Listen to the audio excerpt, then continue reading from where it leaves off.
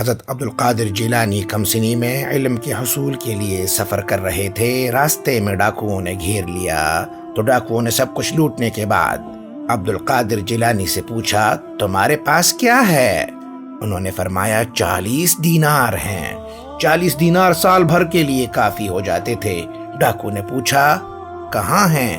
فرمایا، میرے کپڑوں میں سلے ہوئے ہیں۔ ڈاکو نے کہا، اگر تو مجھے نہ بتاتا تو یہ دینار بچ جاتے۔ عبدالقادر جیلانی نے فرمایا، یہ دینار اماں نے آستین میں سیتے ہوئے نصیحت کی تھی کہ کبھی جھوٹ نہ بولنا، چاہے جہاں کیوں نہ چلی جائے۔ ڈاکو نے یہ سنا تو انہیں اپنے سردار کے پاس لے گئے۔ سردار نے بچے کی بات سنی تو کہا کہ تو نے کیوں دینار کا راز کھولا؟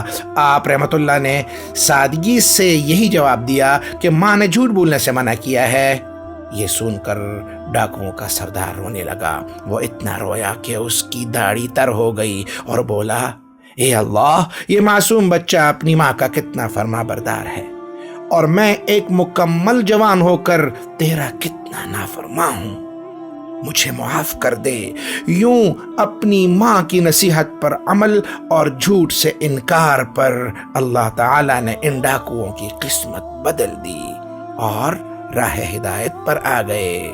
سبحان اللہ۔ اقول قولی واستغفر اللہ لی ولکم ولسائر المسلمین۔ ناظرین، ویڈیو اچھی لگی ہو تو چینل کو سبسکرائب کرنا یاد رکھیں، لائک کریں اور بیل آئیکن کو پریس کر دیں۔